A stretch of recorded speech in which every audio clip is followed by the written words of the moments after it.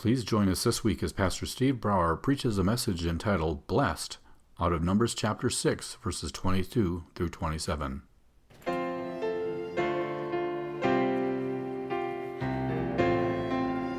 Numbers chapter 6, verse 22 through 27. We want to consider the blessing that is being presented to us and by which we are encouraged in this particular passage. This is a really wonderful passage of Scripture, really good for us to spend some time focusing upon it and dwelling upon it. Obviously, you have it broken up, and so I just want to talk a little bit about the way that it was brought together. But it's broken up. First of all, verse 22, the Lord spoke to Moses, saying, "Speak to Aaron and his sons, saying, Thus you shall bless the people of Israel, and you shall say to them." Of course, that's a phrase that we have heard over and over again. The Lord spoke to Moses. We heard that all the way in Numbers chapter 5 at various points, all the way through chapter 6. And then he gives him instruction. And so what is the blessing? The blessing is verse 24 through 26. This is the actual blessing that is there. The Lord bless you and keep you. The Lord make his face to shine upon you, be gracious to you. The Lord lift up his countenance upon you and give you peace. And then you have some editorial comments. So shall they put my name upon the people of Israel, and I will bless them. What a tremendous, really kind of piece of art as we think about it. This blessing of Aaron, it really is Hebrew poetry. It's good for us to think about it from that standpoint, even as we then take it and make application to our lives. But when you think about what it is saying, the first line, if we could walk through this in Hebrew, which A, I'm not fully qualified to do that. B, you wouldn't understand it anyway, right?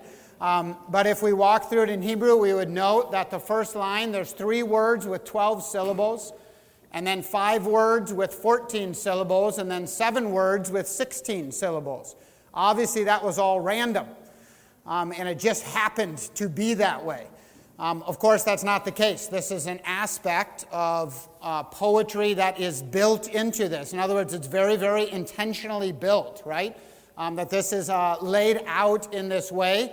You'll also take note that the consonants in line 1 is 15, and then 20, and then 25. It's very strategically brought together.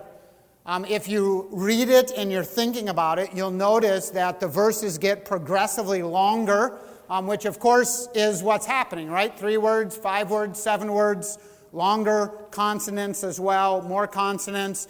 And so you start out, you get this feel with it, right? I put a progressive feel. Maybe when you hear progressive, something triggers you and you think something bad. But in this case, it's good, right? That it's a progressive feel. In other words, the idea is that it ascends, that there's a crescendo effect to it. And so it starts out small, and then it builds, and so it starts out like a trickle, and it becomes stronger, right? And so there is an aspect that is there that we're intended to catch. The first clause of each line in the blessing kind of invokes God's movement towards his people. The second is a petition towards God to act on behalf of his people. And it is beautiful to think of the blessing as something that was put together very strategically, that God wanted to communicate to his people on a regular basis in order to bless them. And so it's a joy for us to be able to walk through this. We really see this in action in like Leviticus chapter 9, verse 22. And we see it several other places. This place is pretty clear. Leviticus 9, you have a worship service. Of course, their worship service involved the sacrifice of animals. If we did that every Sunday, that would be exciting, would it not? And would certainly capture your attention for a while, and then everything gets mundane, even the slaughtering of animals, I suppose, right? But this is what their worship service would look like. And so Leviticus chapter 9, verse 22, then Aaron lifted up his hands towards the people and blessed them. And he came down from offering the sin offering and the burnt offering and the peace offerings. So at the end of their worship time together, Aaron would then have blessed them. You say, how did he bless them? With what did he bless them with? And I would say a blessing probably exactly like this, that this is what he said.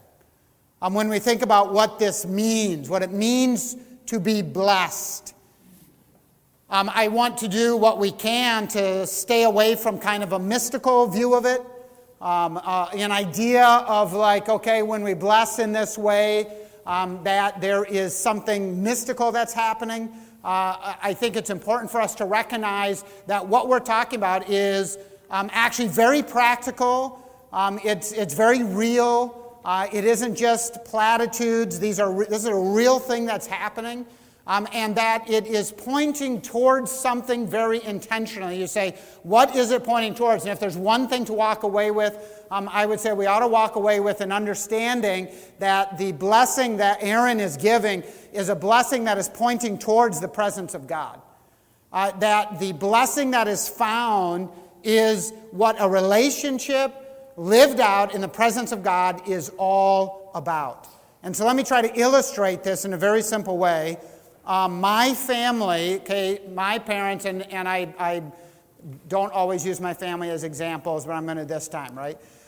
So Heather and I and our family, we were blessed when my dad and mom, right here this morning, right, when they moved back to Minnesota from Texas. Now, they're only here half the year, so we are half blessed. And that's really on them. But for half the year, we are more blessed than we are in the other half. You say, why would you say that? Well, you think about what it brings. Being in their presence is the blessing of their presence, right? And you say, well, I know them. How blessed is that? No, that's very unkind. No, you actually do know them, and you know that being in their presence is a blessing. And the joy of that blessing is found in their actual being, right, and who they are. Now, it might translate into other things. So, for instance, might they do something tangible for us because we are sharing life with them? Well, of course. But the point isn't that tangible thing. The point is the blessing of their presence. We see this as well in our own family. Grace and Micah and Mariah have left us. They're in Iowa. They are out in the desert, and they are wandering in the wilderness, all for good reason. But we don't have the joy of their blessing, presence, and they don't have the joy of our blessing in the sense of presence. Now, is the relationship there? Of course. Now, if they are here, would we be able to do tangible things to bless them as well? Yes. And do we do that even when they're not here? Yeah, for sure. But you see the difference, right? Grant has come back, and so now we get the blessing of his presence, right?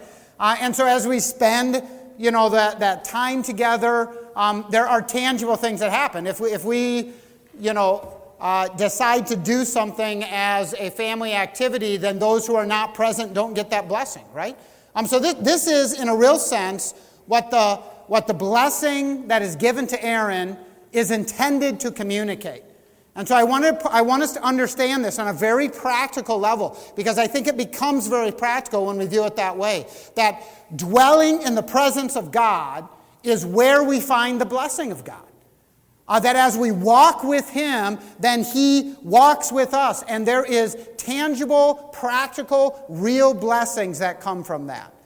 And so that's what we want to walk into. How should we understand genuine blessing from God? And from this passage, I want to just point out these three aspects of the genuine blessing of God. God is the source of blessing, He is the substance of blessing, and He is the sign of blessing. And so let's walk through these together. First of all, God is the source of blessing. He desires to bless His people.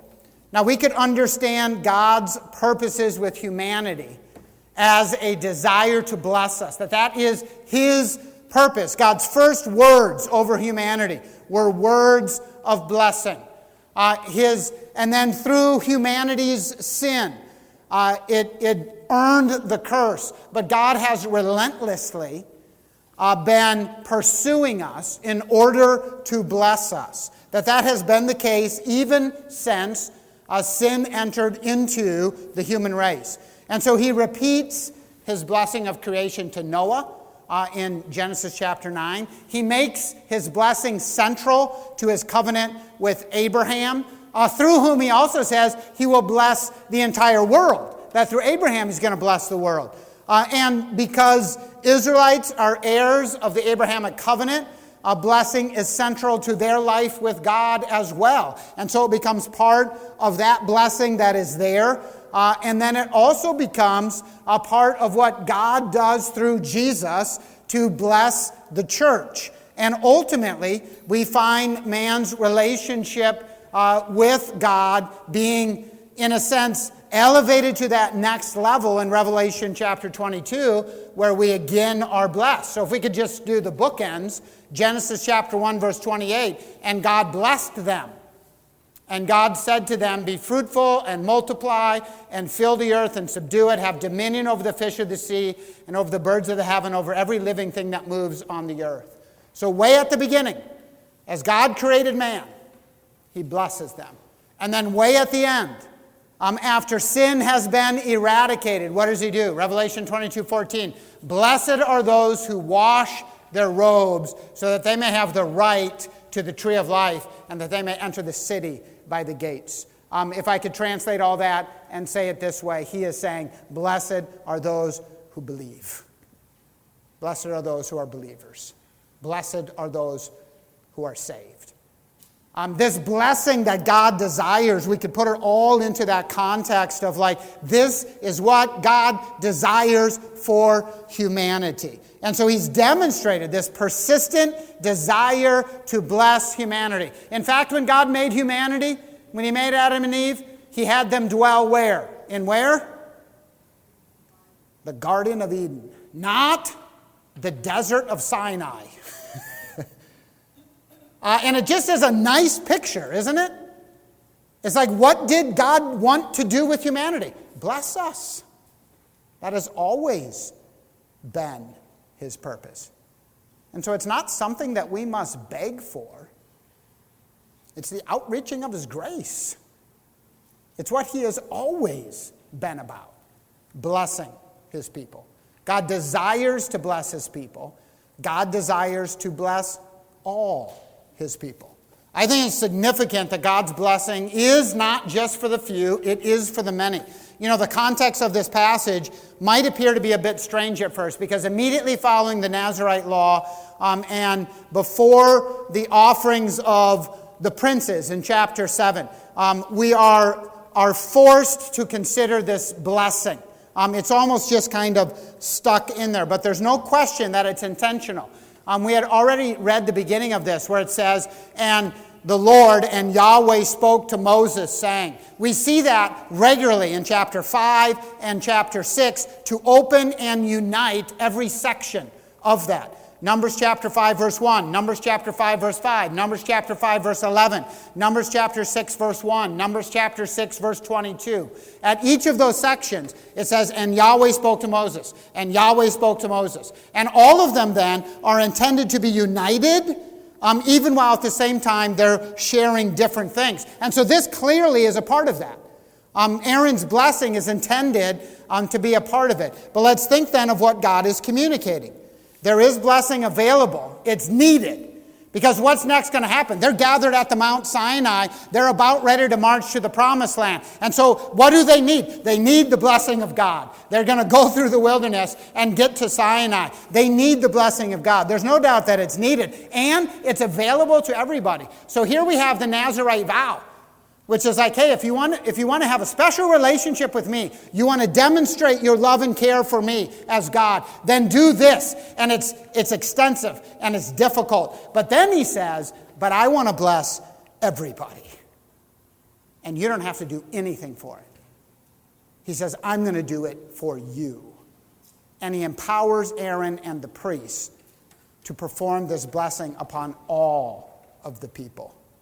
And I think it's a beautiful, beautiful thing. In fact, if you look at verse number 25 and 26, I don't know if I put this up on the screen, so I'm going to go all the way back to the one that I know is there. And we're almost there. 25 and 26, the Lord lift up his countenance upon you and give you peace. You know, that is a singular you. So it's said in the context of community, of all of Israel, but then he specifically makes it singular. That's not a plural you. We can't tell that in English, but it's very, very clear in the Hebrew. That is a singular you. The Lord lift up his countenance upon you and give you peace. He is not talking broadly. He is talking individually. He wants to make it clear. So what does this mean then, for us? And I would just point out the application should be right in front of us, right? God's blessing was never intended to be reserved for a few. It is available for everybody. And that's an amazing concept. Why would something be reserved for a few? Well, maybe because of limited resources, but of course that's not the case with God. It's not like he only has a certain amount of blessing. He can pour that out upon everybody. Maybe it's reserved because, sometimes we reserve something for only a few because we want to stir up competition. It's like this is only for the people who really deserve it. But then if that's the case, we're totally misunderstanding the point, because who deserves the blessing of God? And the answer is, in and of ourselves, nobody. And so why is he blessing everybody? Because he has made it possible for everybody to be blessed. Maybe it's to give people something for which they can strive for, but that's totally contrary to the gospel, because the gospel is not about you striving to get something. It's about you resting in what Christ has already done. So rather than saying, okay, it's intended to motivate you to work harder at something, what God does in the gospel is he says, I'm going to pour this out, and then from the basis of your abundance, I want you to live for me. He doesn't say in order to get abundance, I want you to labor hard and work hard. He rather says, I'm going to overflow your life with abundance, and then I want you to, from the basis of that, live for me. That's how God approaches it. And that's what he does here. If you can't see the gospel in this, you're just not looking hard enough, because the gospel is very clearly there. I would say it's there for them as well. That it's so clear in the New Testament, but it's also here, because Aaron is blessing all of Israel. And he doesn't say you have to earn it. He simply says, I'll give it. And so we see the echoes of the gospel all the way back here in Numbers chapter 6. Or maybe I shouldn't say echoes, maybe the precursors of the gospel that we see all the way back here. So now we got to get back to our PowerPoint. God desires to bless his people. He desires to bless all his people. God also desires to personally bless his people. When we think of a blessing from God, and I don't mean here the point I just made about the you. That was like singularly bless his people. What I mean here is that God himself wants to do the blessing. When we think of a blessing from God, we ought to be thinking of that which comes from God himself. This was a much closer place to go that I didn't go in my PowerPoint. It says, the Lord bless you and keep you. The Lord make his face to shine upon you, be gracious to you. The Lord lift up his countenance upon you and give you peace. Okay, in a section of poetry that is focused upon making every word, every syllable, every vowel, in this case consonant, every consonant clear, why would the Lord be repeated 3 times? Well, of course, it's because it's intended to be that way. It's to draw our attention to it. 3 times in a very tightly fabricated poetry section, God's name is brought out. The Lord bless you. The Lord make his face. The Lord lift up his countenance. And then verse 27, as if to put a crowning mark upon it all, he says, so shall they put my name upon the people of Israel, and I will bless them. Notice he doesn't say, and you, Aaron, will bless them, or you, Aaron's sons, will bless them, or the priest will bless them. He says, I will bless them. God himself is the one who is doing the blessing. He desires personally to bless his people. And if that's true for Israel, friend, it is true for us as New Testament believers as well. God himself desires to bless you. That is a mind-blowing concept, that God cares about us to the degree that he wants to bless us personally. This destroys any notion that this blessing comes from the priests. They are not the ones giving the blessing. It is a blessing from God that is communicated through the priests. They're the conduit. That's it. They are not the focus. They are not the ones that have the ability. They are simply the ones that God has put into that position. He is the source of blessing. He is also the substance of blessing. The blessing calls not merely for the benefits that come from God, but it calls for God himself to have a favorable relationship, disposition with Israel. We see that right away in verse 24. We see that God's presence provides protection. It says in verse 24, "The Lord bless you and keep you." Maybe when you hear that word "keep," your mind might be going to a number of different psalms. We read one of them in the service this morning. Another one is Psalm 121. Psalm 121. "I lift up my eyes to the hills. From where does my help come?" What's the hills? What's in the hills? Well, the hills, this is a song of ascent. The hills is looking up towards Jerusalem. It is a journey of a pilgrim on their way to Jerusalem. And where is Jerusalem? In the hills. And so where are they looking? I lift up my eyes to the hills. From where does my help come? They are looking towards the place that God dwells. Verse 2, "My help comes from the Lord, who made heaven and earth. He will not let your foot be moved. He who keeps you will not slumber. Behold, he who keeps Israel will neither slumber nor sleep." And this isn't a message on Psalm 121, but it's really difficult to read it and not get into some description of what it's talking about, right? Because it's so rich. And it really lays out what this idea of God keeping Israel looks like. And we get just snippets of it, and may those snippets stir up a desire to dig deeper, right? And so reach into Psalm 121 and dig into that to say, okay, what does Psalm 121 have to say about how God has determined to keep his people? And he talks about his particular disposition to them.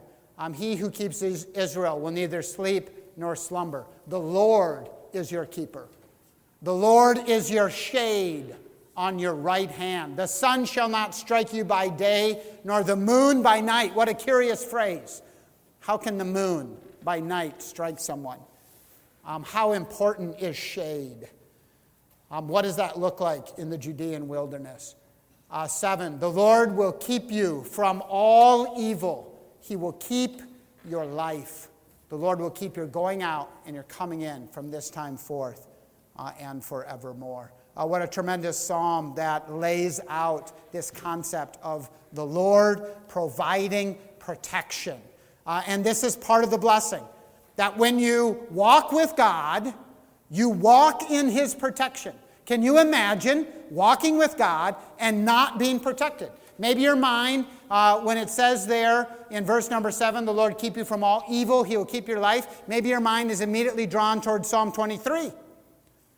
Where the good shepherd, where God as shepherd is keeping the people there, walking with them. But can you imagine going down in Psalm 23 into the valley of the shadow of death, and as you're walking through that, you are with God. God is with you. What is the protection? The protection is found in the presence of God himself.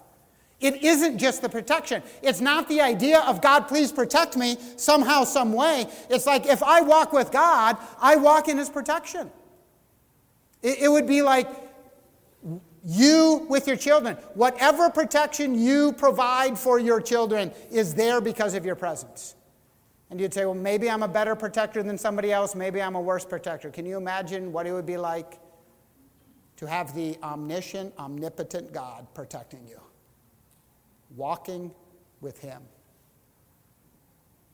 I remember when we used to go, when the kids were small, to water parks, and Heather's level of protection was greater than mine. To dwell in her presence was to dwell with greater protection. But again, can you imagine what it was like, what it is like, to walk with an omnipotent God? God's presence provides protection. God's presence provides grace. Numbers chapter 6, verse 25. The Lord make his face to shine upon you and be gracious to you. What do you think of when you hear this phrase? The Lord make his face to shine upon you. It would have been a very visible thing, I think, in Israel. That's kind of fascinating to think about. I don't know that it bears, it's just good historical understanding and knowledge. But you remember when the priests would be anointed with oil, even before they would offer up the sacrifices. And if you could imagine somebody with oil that has been poured upon them, with their hair and their face gleaming from that oil and shining, as it were, that there would have been a very visible effect of this as they were doing things like offering up the animals upon the altar with the fire and their oil that has been poured upon them.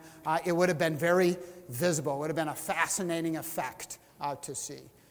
And so you can see some of those connections. But here, the Lord make his face to shine upon you. We think, what does that mean? We would use a similar expression in English. We might say that when someone is overly happy, we might say that somebody is beaming at someone, right? Well, it would be a similar thing. You've heard that before, haven't you? I'm not just making that up. You would say, that person is just beaming. They're just beaming. And what do we mean by that? Well, they aren't a beam.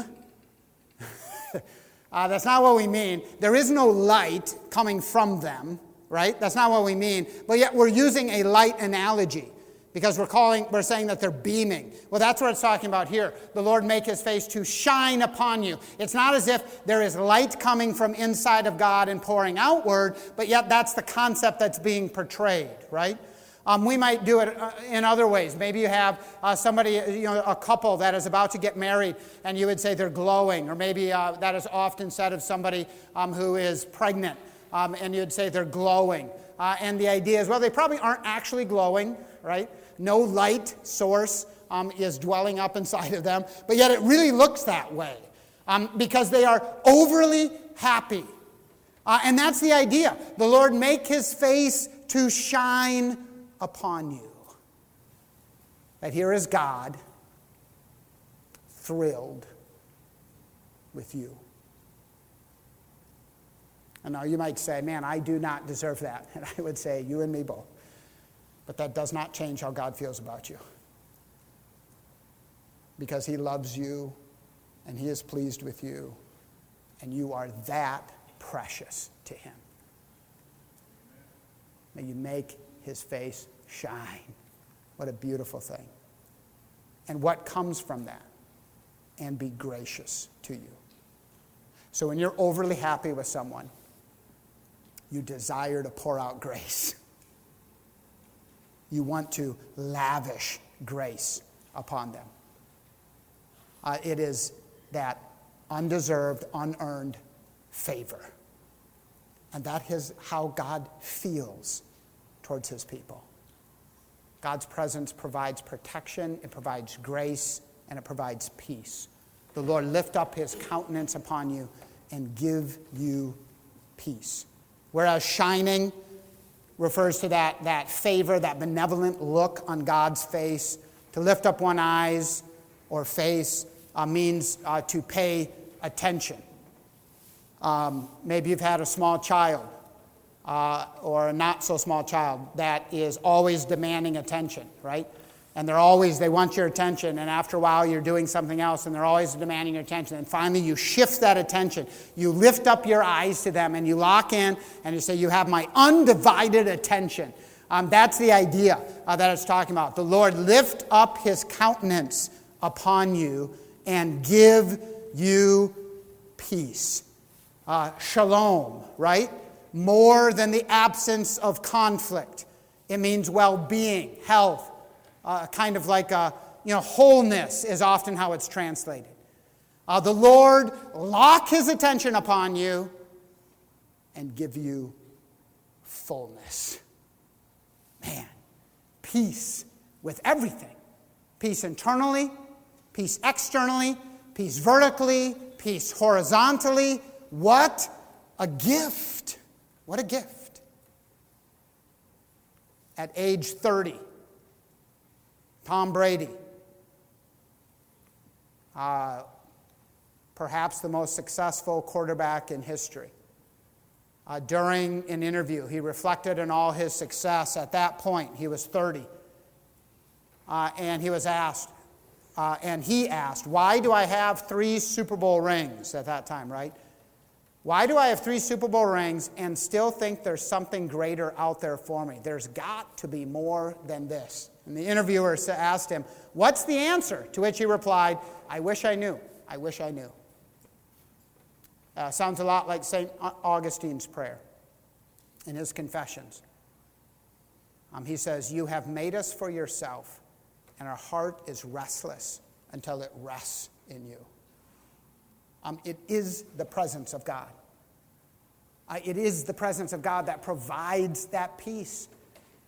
And if you say, Pastor Steve, I just don't know if that's actually true, I would tell you with every fiber of my being, it is true. It provides that peace. Now, we are very capable of not dwelling well in the presence of God. But I would suggest, if you're a believer, you have also lived there. You have lived well in the presence of God. And you can reflect on that. You can remember that. You can remember those times where you have lived well in the presence of God. And God's peace has overwhelmed you. And it has given you a settledness with everything. All was right with the world, even though the world was not right. That's shalom. And it's like, can I live there? And I would say, I want to live there forever. Don't you? If I could bottle that and just pour it out on my head whenever I wanted to, that'd be amazing. But my own sin nature fights against it. But the reality, it is available to us. And this is the blessing that God offers. Is he says, come to me and rest in me. And that really is available to us. And our problem is that we say, I'll take all of your good gifts, but not you yourself. And then we say, where's the shalom? Or we say, I'll fill myself up with head knowledge, but I won't walk in your presence. And we say, where's the shalom? We'll look for it in other ways, right? And we end up then fulfilling that prophecy. Jeremiah chapter 2, verse 13. God says, for my people have committed 2 evils. You remember this passage. They have forsaken me, the fountain of living waters, and hewed out cisterns for themselves, broken cisterns that can hold no water. And it's such foolishness, but yet it's like my life. It's like I look for something other than God to satisfy me, and then I'm surprised when it doesn't. Rather than finding that shalom in God. This is the blessing of the presence of God. And there is much to explore when we think about Jesus giving us peace. Because Jesus gave us that peace. Jesus made that peace. Jesus is our peace. And we don't have time to dig into the New Testament passages that lay this out, but they're plenteous. And they're all over. But let me put it to you this way. Think about the cross and this passage. Can we do that? Think about the cross and this passage. I don't know if I have this passage. I'm going to go all the way back to this passage. The Lord bless you and keep you. Okay, so think about the cross. Did God the Father bless Jesus when he kept him when he was on the cross? Did he keep Jesus when he was on the cross? Well, it didn't look like it, but in the final analysis, he did. The Lord make his face to shine upon you and be gracious to you. Was God gracious to Jesus by putting him on the cross? Man, it sure didn't look like it. The Lord lift up his countenance upon you and give you peace. Well, what happened on the cross when God the Father turned away from God the Son? And so all of this, blessing that was given to Aaron to bless the children of Israel, the cross is the antithesis of this. Jesus went through the negative of this in every account in order to secure it for us. Now, God blessed him with all of it in the big picture, right? Because the cross was just a path. It wasn't the end. But in that moment, it looked rough. And it's beautiful to think about it from that standpoint. It is because of all of that that we have peace. Jesus took all of that upon himself in order to give us that peace. Because you say, I don't deserve that peace. And I would say, Jesus purchased it. He did all of it for us. Ultimately, this presence, the presence of God that provides peace, is only possible because of what Jesus did. Why do I get to reside in the presence of God? It's not because I'm sinless. It is rather because it has been offered to me because of Jesus. God is the source of blessing. He is the substance of blessing. He is also the sign of blessing. The last part, this is not technically the blessing part, but the commentary, verse 27, so shall they put my name upon the people of Israel, and I will bless them. Israel's blessing is really portrayed as the result of bearing God's name. Why are they blessed? Because they have the name of God that has been placed upon them. It's the gospel. It's grace. God's name was so sacred. Think about it. It was so sacred that any desecration of it by an Israelite was subject to the death penalty. That's what Leviticus chapter 24 had just got done being explained to them. They're at Sinai. All of Leviticus had just been given to them. And now, and it was clear, don't take God's name in vain, right? But here, Israel is being clothed with the name of God. Can you imagine how that would have caused that whole piece to shift in their minds? They have just been told how important it was to keep God's name holy. And then it says, here is a blessing where you will be clothed with his name, bearing his name. The nation of Israel really becomes a priestly kingdom. Aaron was given a name to wear. He bore Yahweh's name on his brow. It is inscribed on the golden diadem that Aaron was supposed to wear, was the name of God. And it was inscribed there. He wore the name of God. And now he was causing the nation of Israel to wear the name of God. It's a beautiful thing. And what is it a sign of? It is showing that God was blessing the nation by giving them his name. We have a very similar concept. Matthew 22, do you remember when Jesus was being confronted about the coinage and paying tax, and he showed them the coin, and he said, whose likeness and inscription is this? Do you remember that passage? Whose likeness and inscription is this? And it was very clear in that passage. He was saying, and then he says, render to Caesar what is Caesar's and to God what is God's. And his whole point is, hey, this coinage belongs to Caesar, but you belong to me. Why? Because you bear the name of God, whose image is upon you. Do you remember 1 Corinthians? Chapter 15, verse 48 and 49 says, as was the man of dust, so also are those who are of dust, and as is the man of heaven, so also are those who are of heaven. Just as we have borne the image of the man of dust, we shall also bear the image of the man of heaven. Man, believer, we get the joy of bearing the name of God. And that is a tremendous blessing. It is a sign of blessing. It is a sign of what God has done. It is something that we should cherish, that we should wholeheartedly seek to live rightly for. But the point isn't that we have to live rightly in order to get it. The point is that because of what Jesus has done, he has made us right. And now we get the joy of living in a manner worthy of that to which we have been called. We get the joy of just living that out. From this position of strength and stability and shalom, we get to live out what God has called us to be. And so we go all the way back to the blessing of his presence. Hey, let me just ask you some questions. Do you have a relationship with God? Are you a believer? Do you dwell in his presence? Hey, dear friend, if you do not dwell in the presence, you cannot have these blessings, because it is the presence of God that is the blessing. In order to access that blessing, you must dwell in his presence, okay? So if you have not accepted Jesus and what he has offered, then you are attempting to gain the blessing of God without him. And it's impossible. You cannot do it. And he offers it freely. And what does he say? Believe. That's it. Believe. Would you not come to him?